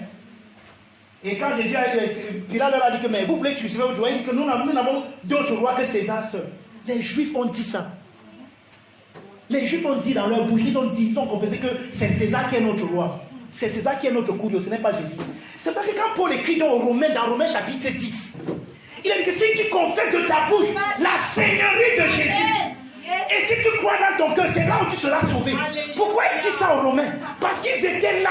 Quand les Juifs disaient le jour-là que c'est César qui est notre roi. Donc vous devez comprendre que de la même manière que vous avez confessé ouvertement que c'est César qui est votre roi, vous devez ouvertement confesser que c'est Jésus qui est votre roi. Amen. Mais c'est ce que nous on a fait aujourd'hui. Quand nous n'avons pas évangélisé, si quelqu'un ne dit pas que Jésus confesse, non, confesse, ouais, déclare seulement, ouais. Ah ouais, déclare, dites seulement, ouais, dites seulement, Seigneur Jésus, voilà, tu es sauvé. Il s'adressait aux Romains à cause de cette histoire-ci. Il fallait que les gars confessent parce qu'ils avaient d'abord une autre confession. Il n'a pas dit ça aux Éphésiens. Éphésiens dit que ce n'est pas la grâce que vous êtes sauvés par le moyen de la foi. Cela ne vient pas de vous. C'est le don de Dieu. Bien aimé, personne n'est sauvé parce qu'il a confessé. Sinon, vous avez dit que le salut a une condition. Il faut confesser d'abord pour être sauvé. C'est faux. Il a dit ça aux Romains parce que les gars ont dit ouvertement que c'est César qui est notre Dieu. Il dit que comme vous avez dit ça, vous devez aussi dire maintenant que c'est Yeshua qui est couru.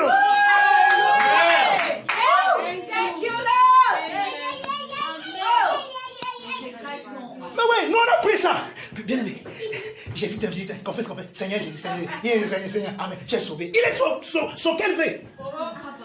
Il est sur dans quelle veille?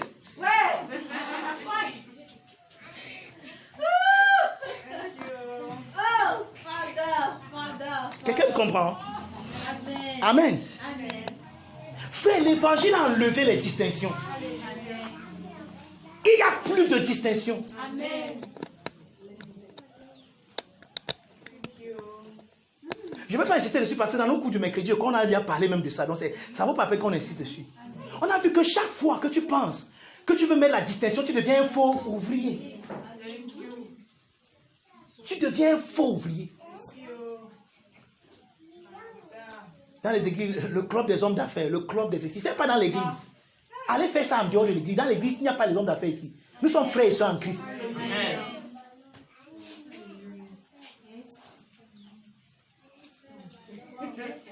Maman commissaire, oh maman sous-préfet. C'est pas ici. Ici, c'est toi qui balais, tu balais l'église. Tu es notre soeur en Christ. Quand on arrive dans ton bureau, on va t'appeler maman sous-préfet ou même maman n'importe quoi. Ici, tu es notre soeur en Christ. Il n'y a pas de distinction ici, frère. Si dans la société, tu es sous-préfet, on te respecte là-bas. On te donne notre respect. Mais quand tu viens ici, mon frère, écoutez, je vis une chose, dans le nouveau ciel, il n'y avait plus la mer. Il n'y avait plus la mer. Et quand vous lisez ça, vous n'avez jamais rien compris.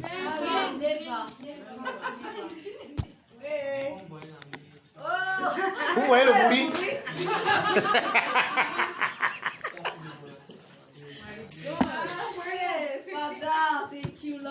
Vous êtes encore là? Amen. Maintenant, il y a une autre chose qu'on voit toujours dans la mission du peuple de Dieu. C'est cette image du pied sur la mer et du pied. Ça parle de la puissance de Dieu par laquelle il règne sur tout. Ça veut dire que celui qui règne sur les peuples et celui qui règne sur Israël, c'est qui? Celui qui a le livre en main. Amen. Je n'ai point honte de l'évangile. C'est la puissance de Dieu. Donc la puissance de Dieu qui règne sur toutes les circonstances. Amen. C'est l'évangile de Jésus bien-aimé. C'est ce que ça veut dire. Donc il dit que marcher sur veut dire avoir la domination sur. Celui qui domine les peuples, celui qui domine tout, c'est celui qui a l'évangile. Oh my God. C'est celui qui a l'évangile. Il a posé son pied sur la maladie. Maintenant, appliquons ça. Il a posé son pied sur Corona. Il a posé son pied. sur le sida, sur le myomectis. Il a posé son pied dessus. À cause de l'évangile.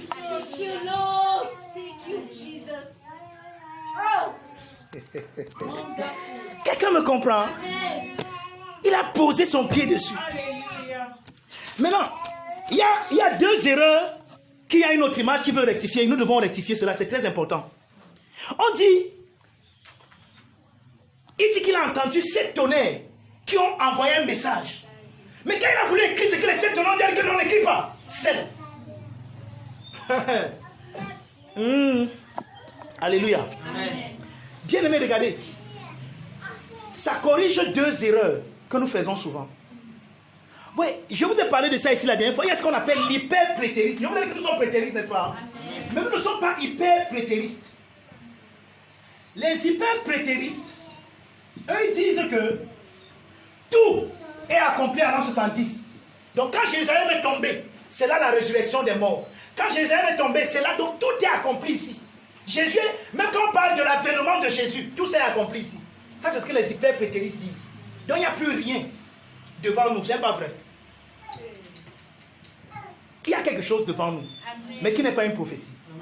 Ça peut se passer même maintenant. Paul appelle ça l'adoption de notre corps. Ça n'a pas encore eu lieu. Là où la mortalité sera engloutie dans l'immortalité.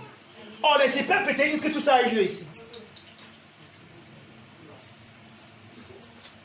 C'est pour ça que je crois que Dieu a dit à Jean que non, celle. Donc il y a un message qui n'était pas manifesté à l'an 70.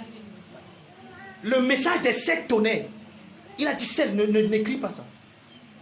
Oh, s'il n'écrit pas, oh, tout doit être révélé. Alors ça veut dire que c'est pour qui? C'est pour quel peuple? Ce que les tonnerres ont dit, quel est le peuple qui doit le comprendre? C'est toi et moi. Amen.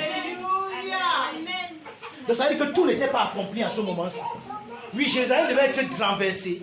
Ça devait être la fin du monde là, mais ça ne veut pas dire que tout est accompli là-bas. Parce que le dévoilement, l'apocalypse de Jésus devait suivre son cours jusqu'à ce que... C'est pour ça qu'il a dit qu'il y a des hommes comme apôtres, prophètes, évangélistes, pasteurs et docteurs. Pourquoi? Pour le perfectionnement des saints, en vue de le... jusqu'à ce que nous parvions tous à la mesure de la stature parfaite de Christ.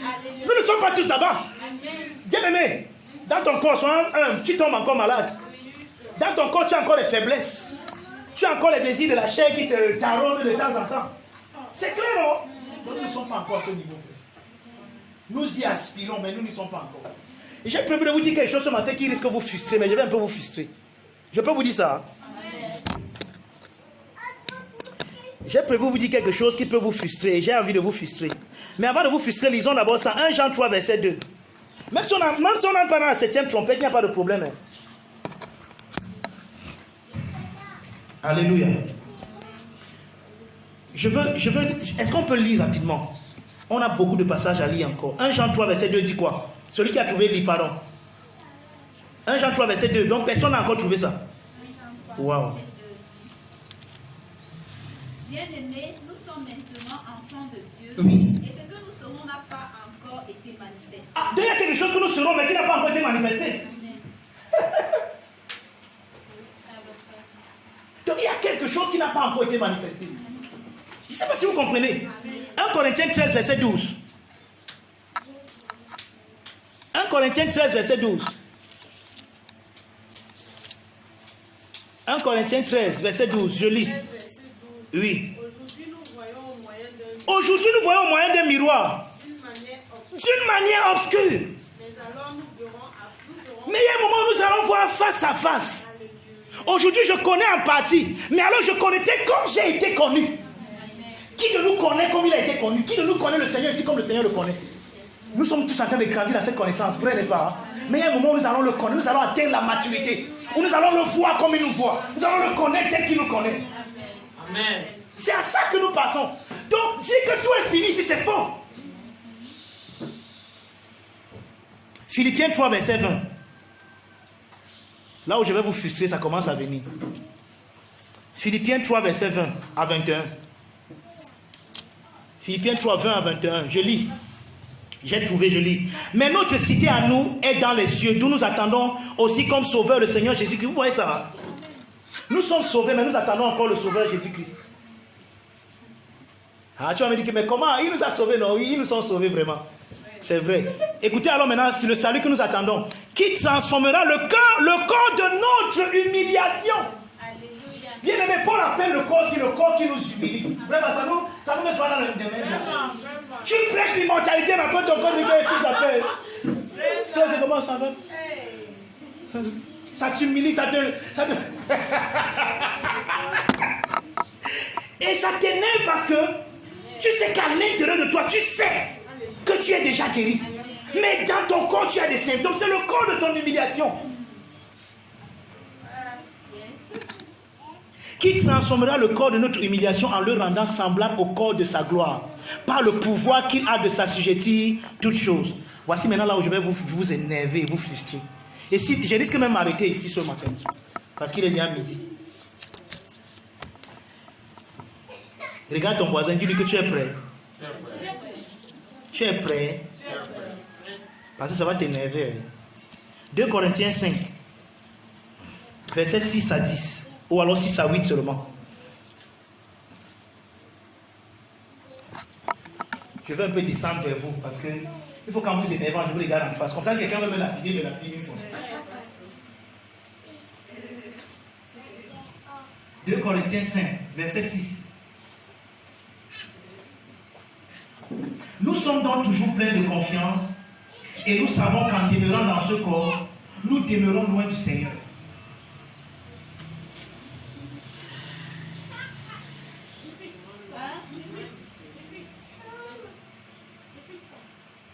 Attendez que ça entre d'abord, let it soak, que ça se noie, que ça... Ça sonne déjà. Ok, je vais répéter. Maintenant ça va sonner 3 fois. Nous sommes donc toujours pleins de confiance. Et nous savons qu'en demeurant dans ce corps, nous demeurons loin du Seigneur.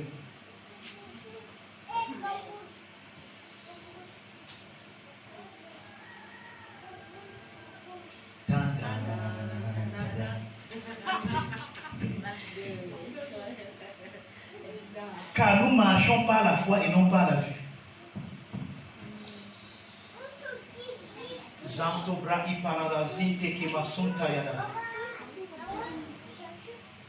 Je vais vous poser une question. Qui pense que marcher par la foi, c'est la meilleure marche qui existe? Tu dois marcher par la foi, amen. Tu dois avoir la foi, non? Amen. Alléluia. Amen. Amen. Wow. Santa Yababa. Maintenant, je vais te dire quelque chose ce matin. C'est pour ça qu'elle dit que ça va te frustrer. Il y a quelque chose qui est plus grand que la foi. C'est la capacité de voir ce que tu crois. Quand tu vois, tu ne crois plus. Quand tu vois, tu n'as plus besoin de foi. Aussi longtemps que tu marches par la foi, tu es loin de ce que tu crois. Parce que ce qui te lie à ce que tu crois, c'est ta foi. Le seul lien entre toi et ce que tu crois, c'est ta foi. Mais quand tu vois ça, tu n'as plus besoin de croire parce que tu aimes ça. Amen. Donc il y a quelque chose qui est plus grand que la foi, c'est la capacité de voir. Vous savez ce que ça veut dire? Dans l'éternité, nous n'allons plus croire, nous allons voir. Un moment vient où nous ne croyons plus, nous voyons. Pour dire qu'aussi longtemps que nous sommes dans la foi, nous sommes loin du Seigneur. Tout ce qui nous lie avec Dieu, c'est notre foi, c'est la foi du Fils, c'est ça qui nous lie. Or, nous avons passé le temps à prêcher à l'église que c'est la marche de la foi qui est la meilleure marche. C'est pas vrai. Il y a un temps où tu dois voir ce que tu crois. Il y a un temps où tu dois entrer en contact avec ce que tu crois. Où le lien entre la chose que tu crois et toi, ce n'est plus la foi. Amen. Merci.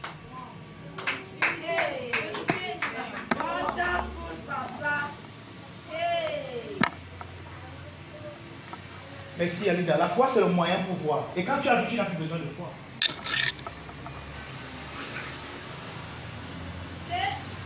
Quand j'étais petit, je croyais que je peux avoir le BEPC. Quand j'étais en 3e. Maintenant, quand j'ai eu le BEPC, j'ai encore besoin de croire que je peux avoir le BEPC.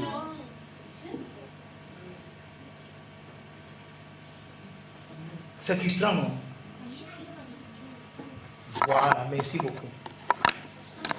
Ça change la définition de la foi. Et on va y revenir un autre jour. Je ne veux pas faire ça maintenant. Car, écoutez, verset 8, nous sommes pleins de confiance et nous aimons mieux quitter ce corps pour demeurer auprès du Seigneur. C'est ce que Paul dit. Paul dit que jusqu'à ce que nous manifestions l'immortalité et que nous ayons les corps incorruptibles, aussi longtemps que nous sommes dans ce corps, nous allons seulement vivre par la foi. Vous comprenez maintenant pourquoi Paul disait qu'il y a quelque chose qui est parfait qui doit venir, non? Vous comprenez pourquoi Paul lui-même disait que lui-même il attend l'adoption, c'est-à-dire la rédemption de son corps. Et Paul dit ceci, car nous sommes sauvés par la foi. Il dit que mais l'espérance, il dit que c'est en espérance que nous sommes sauvés. Or l'espérance qu'on voit, on n'espère plus. Ça veut dire qu'aussi longtemps nous sommes sauvés parce que nous espérons. Mais un moment vient où cette espérance n'est plus ce qui te lie à ton salut, mais où tu vois le salut. Et quand tu vois, tu ne crois plus. Parce que tu as vu, c'est ça. Donc il y a quelque chose qui est plus grand que la foi. C'est la capacité de voir. Amen.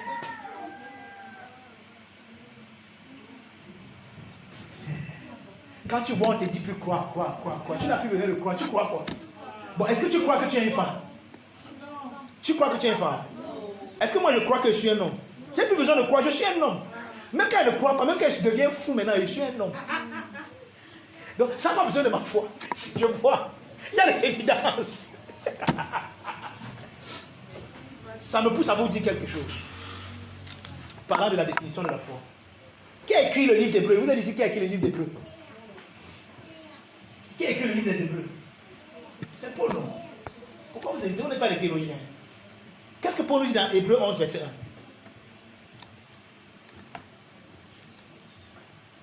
Or, la foi est une fin des choses qu'on... Une démonstration de celles qu'on... Maintenant, qu'est-ce que nous on a dit concernant ce passage? Que ce n'est pas notre foi, non? Hein? Que c'est la foi de l'ancienne alliance. Je vais te poser la question. Tu vois ton salut. Ce n'est pas en espérance que tu es sauvé. Hein? Donc la définition là, c'est la définition de la foi.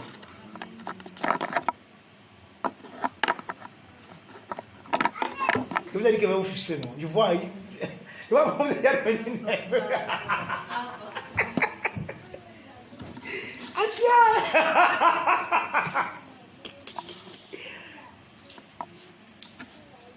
Maintenant, que je mette ça dans son contexte pour vous aider. On a lu quelque chose tout à l'heure. Pour dire que nous voyons au travers de quoi? D'un miroir. Hein?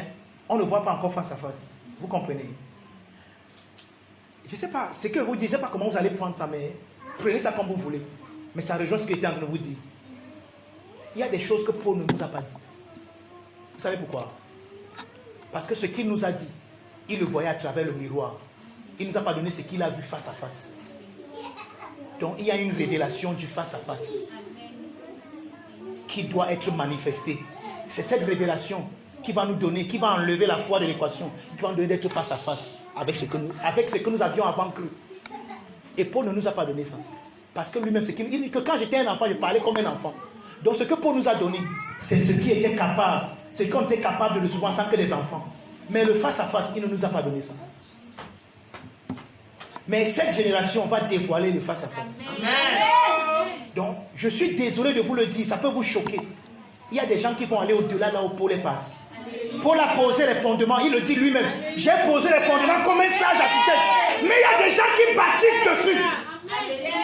Voici l'heure où on va bâtir dessus. Amen. Pour que la maison quitte de la fondation de Paul pour devenir une maison. Et pour que l'immortalité là se manifeste. Amen. Donc, permettez-moi, avec toute humilité, de vous dire qu'il y a des gens qui vont aller au-delà de Paul. Paul dit qu'il a posé les fondements comme un sage architecte. Amen. Mais qu'un autre doit bâtir dessus. Amen. Mais que chacun fasse attention à la manière de bâtir. Amen. Donc Paul a posé les fondements. Mais la maison n'est pas que les fondements. Il faut bien construire sur les fondements pour que ça soit une maison. Amen. Et il y a donc étolé. Il y a donc les gens qui vont bâtir, donc qui vont aller au-delà de Paul. Amen. Paul nous a donné la base. Mais on va aller au-delà de Paul. C'est pour ça que Paul est mort. Mais il y a une génération qui va aller au-delà de Paul qui ne mourra pas. Amen. Quelqu'un me comprend? Amen. Et c'est que ça choque. Ah, vous savez que j'aime Paul? Oh. Là, personne ne doute de ça ici. Mais je vous dis qu'il a posé les fondements. Donc, la foi, oh, je marche par la foi. Dieu ne veut pas que tu... En fait, il y a quelque chose qui est plus grand que la foi. Et c'est là où Dieu est en train de t'amener. La foi, c'est un moyen. Il faut que tu arrives. Amen. Oh, la foi, bien-aimé. Il n'y a rien de plus important que la foi. Tu te trompes. Il y en a. Désolé.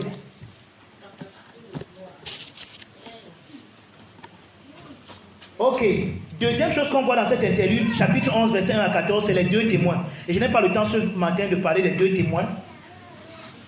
Vous allez regarder ça vous-même. Donc, petit B, les deux témoins. Et enfin, la 7e trompette. Dans la 7e trompette, il s'agit d'un changement de régime. N'est-ce pas?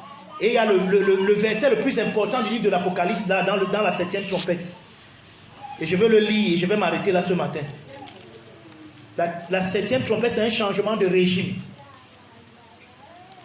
Apocalypse 11, verset 15. C'est le milieu du livre et le passage le plus important du livre de l'Apocalypse. Voici ce qui est écrit là-dessus. Le 7e ange sonna de la trompette et il y eut dans le ciel des fortes voix qui disaient: le royaume du monde est remis à notre Seigneur et à son Christ. Il régnera au siècle des siècles. Voilà le dernier message que l'Église proclame. Le royaume du monde. Le mot monde, c'est le mot cosmos, donc l'arrangement. Le royaume, donc la manière dont les choses étaient arrangées dans la loi. Le royaume est remis maintenant à notre Seigneur et à son Christ. Et c'est lui qui régnera pour les siècles des siècles. Un changement de régime. Le règne, en disant que le fusil passe, change d'épaule. Hein? Ce n'est plus le monde, ce n'est plus selon le monde, selon le cosmos, mais c'est maintenant le règne de notre Seigneur et de son Christ. Ça, c'est la 7e trompette, le changement de régime. Donc voilà les 7 trompettes que je voulais qu'on regarde ce matin. Je ne sais pas si tu as été bâti, si tu as été béni dans ce que tu as entendu. La prochaine fois, dimanche prochain, par la grâce de Dieu, non le matin, parce que dimanche le soir, on aura notre conférence, mais le matin, dimanche matin, on va voir les chapitres 14 à 16, je crois, du livre de l'Apocalypse. D'accord? Et là, on va parler de quoi? On va parler de la naissance du Christ dans Apocalypse 12, verset 1 à 6. On va parler de Satan qui est vaincu et chassé du ciel dans Apocalypse 12, verset 7 à 12. On va parler de la femme qui est portée dans le désert. On va parler de la bête qui monte de la mer et de la bête qui monte de la terre. On va parler de la protection des 144 000 scellés que les témoins de Jéhovah disent que ce sont eux. Et on va parler aussi des 7 anges qui annoncent la sentence corrompue. Donc Apocalypse 14, verset 6 à 20. Voilà ce qu'on va voir la dimanche prochain. Donc ne manquez pas. Amen. Amen. Tu es béni de toute bénédiction. J'espère que je n'étais pas trop frustré. J'espère que je n'étais pas trop fait. Tu n'auras pas peur de la foi. Non, vis par la foi, frère. Faut dire qu'aussi longtemps que nous sommes dans ce corps, nous devons marcher par la foi. Mais je t'ai juste dit qu'il y a quelque chose qui est plus grand que la foi. Amen. Quelqu'un me comprend? Amen. Tu dois être capable de visualiser, de voir. Parce que c'est ce que tu vois que tu as. Amen. Si tu ne vois pas, tu ne l'as pas. Même si tu crois n'importe comment. Amen. Tu ne l'as pas. C'est ça que tu vas te poser la question, mais pasteur, pourquoi je crois, mais je n'ai pas. Tu n'as pas, tu n'as pas vu. Et le cours qu'on fait le vendredi, on aura une leçon qu'on appelle la visualisation. Ne ratez pas ça. Amen. La capacité de voir ce qui est invisible. On dit que Moïse a refusé la fille de Pharaon à cause de ce qu'il voyait. Il dit qu'il voyait l'invisible. Ouais, donc Moïse, c'était pas comme Moïse ne croyait pas seulement qu'il est le libérateur, il a vu quelque chose. C'est là que tu ne pouvais pas le dissuader. Il avait vu, il y a quelque chose qu'il a vu. C'était plus la foi. Il a vu quelque chose. Quand tu as déjà vu, tu as dépassé la foi. Donc la foi c'est un moyen pour voir. Donc quand tu as déjà vu, tu enlèves la foi. Maintenant tu as vu, tu es face à face avec ce que tu as vu. Quelqu'un me comprend? Amen. Père, nous voulons te rendre grâce et te dire merci. Merci Seigneur pour cet enseignement. Merci pour ce que nous avons appris encore ce soir. Merci Seigneur pour la grâce de voir, de comprendre.